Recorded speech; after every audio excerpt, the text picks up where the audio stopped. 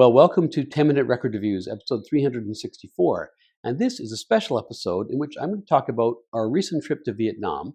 This, of course, was not primarily a trip about music. It was just about getting away and visiting a place which had been on our list to visit for many, many years. But as my wife will attest, it would be unlike me not to find the opportunity to seek out and experience jazz in that location in both its recorded and live forms. So in this video, I'll describe very briefly the trip we took. I'll talk about the cultural context for jazz in Vietnam, particularly leading up to and then subsequent to the reunification of the country in 1975. I'll make special mention of a real giant of local music history, the so-called godfather of Vietnamese jazz, Quyen Van Minh, and I'll recount our successes and failures in seeking out live jazz and recorded jazz in the places we visited. Now, of course, in a country such as Vietnam, it's a little bit hard when you're traveling there not to see things through a social and political lens, given the experience of Vietnam in the 20th century and its presence even today in American psychology. But in those terms, even though a trip to Vietnam is equal parts fascinating and heartbreaking, the focus here is on the music. It's inevitable that I do have to dip into the history now and then, but it's only really to make points about the evolution and the availability of music. Western music in Vietnam, at least up until the French defeat at Dien Bien Phu in 1954, was a mixture of French and American influences. The French had established the Conservatoire Français d'Extrême-Orient in 1927, which was a somewhat short-lived attempt to foster European-style musical advancement, but there wasn't much opportunity for musical expression, however, as, of course, the French were primarily in Indochina to make money and exploit cheap labor. The number of Vietnamese who died farming rubber for Michelin between the world wars is in the tens of thousands, just one example of really how grim things were. All of this naturally was disrupted by the Japanese invasion, which of course was brutal in its own way. And after Japan was defeated in 1945, the French returned. The French, of course, were, after the Americans themselves, probably the most voracious consumers of post-war American jazz. So you might think that bebop records would have found their way to Hanoi and Saigon in the years between 1945 and 1954. But if they did, their influence was very, very limited. With the French struggling to hold on to their colony, propped up somewhat ineffectually by the Americans, the battle was very much one to exhibit who was the most nationalistic and patriotic and most in favor of Vietnamese culture. And radio became a battleground, and being patriotic and traditional in musical terms on the radio was the thing to be. So jazz, not being particularly Vietnamese, didn't get much of a hearing. In any event, whatever jazz recordings might have been accumulated by expats in the north of the country didn't survive the French defeat in 1954 and their subsequent departure. The new government in North Vietnam in the late 1950s engaged in a fairly extensive purge of Western cultural influences, books, literature, music. The situation was different in the South in the years 1955 to 1975, where American influence was increasingly prevalent, particularly as more American troops arrived throughout the 1960s.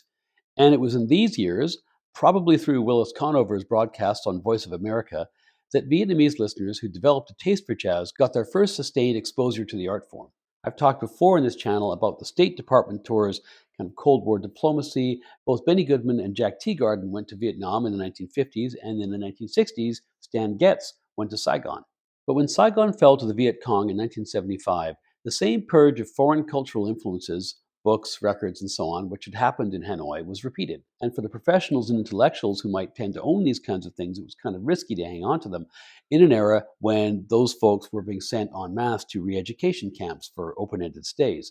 I have here something I got quite by chance on my very last day in Hanoi, which is this book by Gunther Schuller, Early Jazz, a fascinating book, one I've been looking for a while. Some very interesting takes, in particular on Louis Armstrong. But in any event, this book was the property of the, I don't know if you can read it, but it's the stamp of the Vietnamese American Cultural Association, which was some kind of probably State Department funded library. And most of the books like these were burned, destroyed, or otherwise disappeared by the new Vietnamese government in 1975. And so the fact that this book survived is kind of a miracle. What does all this mean? Well, if you're traveling to Vietnam today and you're looking for evidence of Western cultural influence prior to 1975 in either North or South Vietnam, you're not going to find much. And it also meant that jazz as a career path for musicians was pretty tightly circumscribed or even closed off entirely, particularly in the years between 1975 and 1985. But all that starts to change in the late 1980s, particularly through the efforts of one man. This is Quinn Van Minh, the godfather of Vietnamese jazz. These days, he owns Ming Jazz Club in Hanoi, possibly the most famous jazz club in Southeast Asia, where he plays regularly to full houses. But things weren't always so easy. He was born in 1954, the year of the French defeat at Dien Bien Phu, and he grew up in the communist regime in North Vietnam, which took a dim view of Western cultural influences. So, although he showed a lot of musical aptitude as a kid, he was basically channeled into the kinds of musical form which were acceptable to the regime. And this took the form of song and dance troupes that performed patriotic songs, pro socialist songs, traditional Vietnamese songs, and so on. And that was the only real avenue that you had as a musician in Vietnam, certainly North Vietnam, in the 1950s and 60s. He'd heard jazz as early as age 13 in the late 60s, probably on Willis Conover's Voice of America broadcasts. But for the most part, he had almost no opportunity to play jazz, certainly not play jazz with other people, other than just trying to work things out at home. And that only worsened after 1975 with the cultural crackdown across the country following reunification. But when the collectivized economy of Vietnam began to collapse in the mid 1980s and Soviet support began to look shaky, the government began to loosen its grip on society. Now, that meant mainly a market economy, and as anybody who has visited Vietnam can attest, the Vietnamese have seized onto that opportunity with alacrity, but it also meant more opportunities on the cultural front. In 1987, Quinn and his musical song and dance troupe colleagues took a cultural exchange trip to East Germany, which of course meant going to Berlin, which of course meant suddenly being exposed to a whole bunch of excellent jazz clubs and a whole burgeoning jazz scene. And he took as much advantage of this as he could. And on his return to Vietnam, he decided that he wanted to devote his efforts to making jazz a real thing in his home country. In the late 1980s, he included some jazz numbers in televised performances, which were seen nationwide, and those met with approval from viewers and from the musical establishment, and crucially also from the government. He was asked by the French embassy to play a gig. Now, this was a bit of a challenge because he didn't have any other jazz musicians with whom to play this gig. So, in the weeks leading up to the concert, he actually had to find drummers and bass players and piano players and teach them how to play music in the jazz idiom. There was really nobody in Vietnam who could play drums that went like that. He had to teach them how, despite just being a woodwind player. Eventually, he was able to play full jazz concerts for broadcasts. He was offered a prestigious position as a musical educator. And by the mid 1990s, his goal had become to do what he could to create a generation of musicians in Vietnam who were not only exposed to jazz, but able to play it together. To do this, they needed a club to play in. There were no jazz clubs in Vietnam in the mid 1990s. So in 1997, he founds Bing Ming Jazz Club, which has had a couple of locations, but is still going now in its third location, just behind, in fact, literally in the shadow of the Hanoi Opera House. He plays there most nights. Here's a brief clip of some of his young proteges playing the night we attended.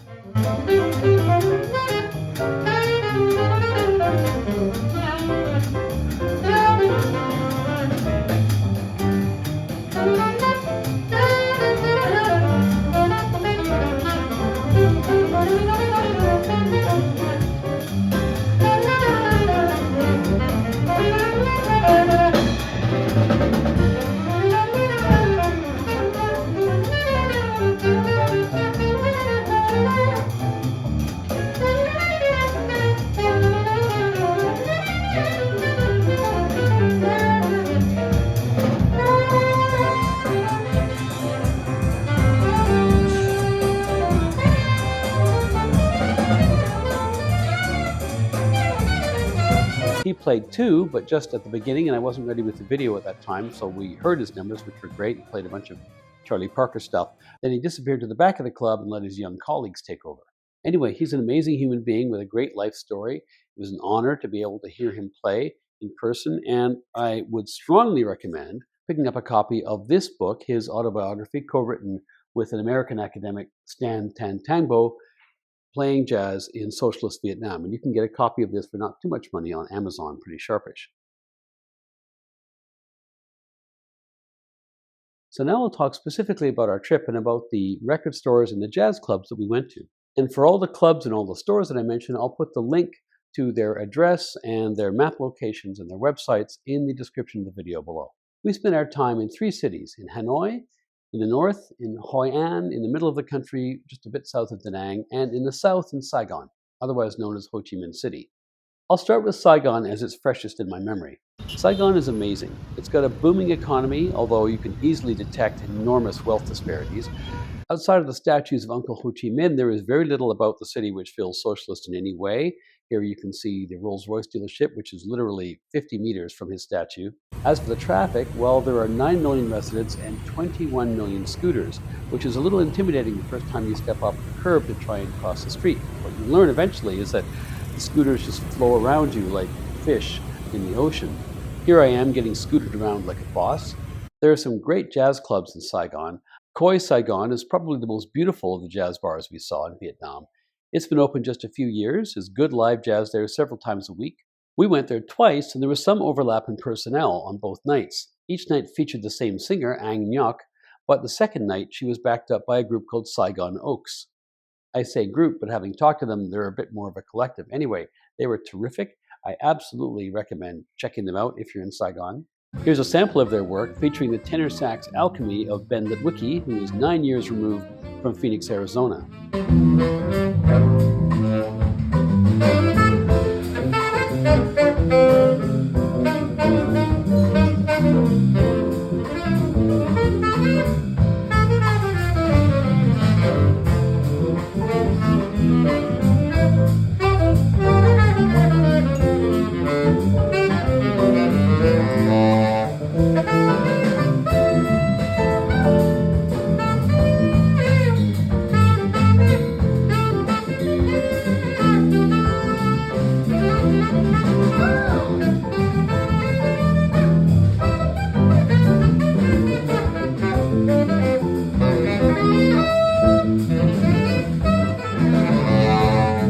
And here's the whole group with drummer Andy Duke, bassist Frankie, guest singer Ang Nyok, pianist Huang Quinn, and Ben Litwicki on tenor and flute.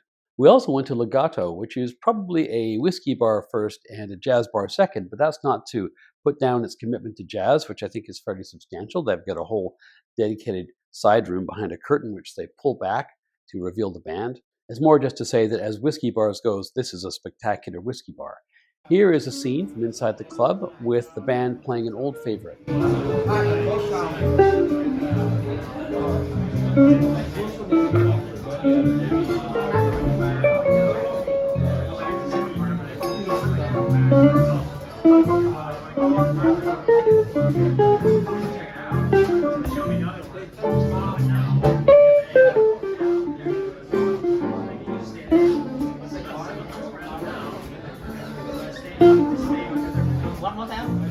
In terms of record shops, I had to say that jazz LPs, which was what I was looking for the most part in Saigon, are kind of thin on the ground, as was vinyl in general, but we did find a couple of little hole-in-the-wall places which I'd really like to recommend. The first of those, and probably the best used vinyl shop in Saigon, is Groove. This is truly hidden away in a very cool, though not that fashionable, area of Saigon. You go down one alley, then another, into a hidden courtyard, and there we are. Here I am with Francois, the owner. He is, unsurprisingly, from France. He's been in Vietnam for 10 years. He's got a pretty good inventory, despite the trouble that he faces in getting enough stock in from overseas. He didn't have too much jazz, but he had a whole bunch of 1970s and 80s rock, pop, and soul LPs. Really quite good collection, and a whole bunch of house and EDM, which I didn't dig into too much. If you love records, then just for the fun of going there, Groove is definitely worth a visit. And based on the dialed-in characters who drifted in and out of the store when I was there, this is definitely a hot spot for vinyl in Saigon. We also went to the somewhat eccentrically named Sturmfrei Records, which has probably the greatest single business model that I have ever seen. Upstairs is a little boutique record store. When I say little, I mean little. Mostly rock and pop, and the owner is more than happy to put records on and sit back and talk music for hours. I had a great time. And so did my wife, because the other part of the store is downstairs, and it is, spoiler, a nail salon. It is the perfect retail couples destination.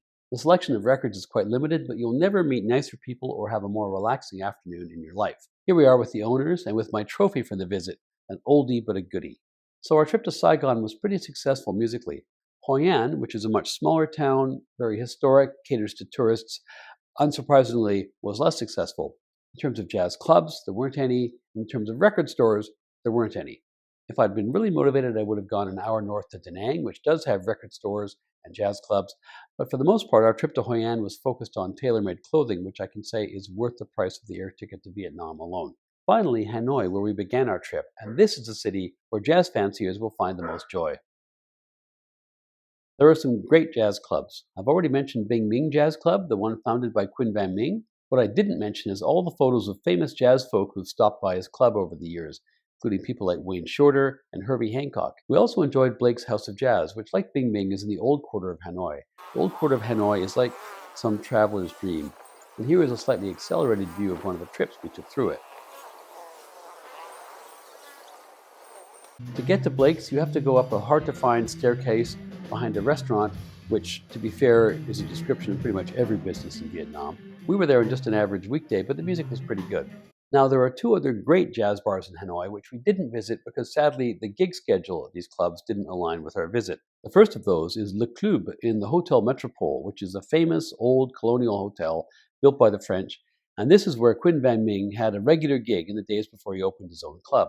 The other club we would have loved to have gone to because it's very well reviewed is Long Waits Jazz Club, again, eccentrically named, but there just wasn't a gig that aligned with our time there. Finally, there's a place called Cool Cats Jazz Club, which somewhat inauspiciously is in a Marriott hotel. It too is well reviewed, but it's a bit out of the way, so we didn't check it out. In terms of record shops, there are two really good stores in Hanoi. Now, you have to bear in mind, like I said before, that if you're looking for stuff that was in the country before 1975, it's probably been purged and doesn't exist. So if you're looking for classic jazz, what is there is typically Japanese imports which have been brought into the country in the last 15, 20 years. But that said, there appear to be a fair amount of those.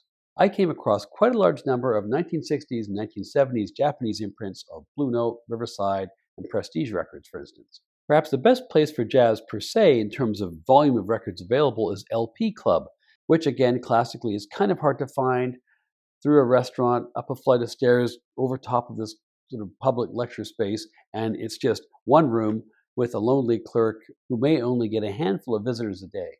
It's a pretty eccentric place. That whole back wall that you can see in this photo is jazz, but getting to it over the furniture can be tricky, and the clerk was indifferent to my struggles. But there were many, many Japanese imports of classic jazz titles. I restricted myself to just a few because, of course, I had to pack these things home. Now, the best all-around vinyl store in Hanoi, not focusing on jazz, but just in general, is Dia Than Vintage, which is just a little bit north of the Old Quarter. The jazz is limited but well curated. They've got a good selection of other genres, and overall, it's just a very pleasing environment to be in. The rebirth of vinyl in Vietnam is happening a little bit later than it's happened elsewhere, and this place is about as hip and happening as they come in that regard. In terms of the records I got, well, unsurprisingly, in Hoi An, there being no record stores, I have a nil report. In Hanoi at LP Club, I got 3 classic Riverside records, Japanese reissues. First of those is this record, which originally came out on Bethlehem, I think in whatever it was, probably 1957 or something like that, by Mingus. It's East Coasting. This particular version is a reissue from 1973 on CBS Sony from Japan. It's a peculiar record. I find it a little bit listless. I've listened to it a few times, and I feel like I'm missing something because it's quite well regarded, but I personally am not getting the energy out of this that one might expect out of a Mingus record. It is kind of anomalous in his discography that way. Anyway, I'm going to listen to it some more. Maybe my mind will change, but still quite pleased to have picked that one up. I also got this one, which is Cannonball Adderley's debut for Riverside. This is a 1975 Japanese reissue on Victor, which sounds just great. This is a really good lineup on this one, actually. I think I mentioned his debut for Riverside. It's got Blue Mitchell on trumpet and Bill Evans on piano and Philly Joe Jones on drums, Sam Jones on bass. So really, you can't beat that lineup at all, and it really is a very nice record. But my favorite one of the 3 that I got at LP Club is yet another Riverside release, reissued in Japan, this time in 1976 by Victor, Bobby Jasper's tenor, and flute. Now, Bobby Jasper is a Belgian guy who led a very transatlantic jazz existence between the late 50s and early 60s. He died tragically young of a heart attack in 1963, I think at age 37.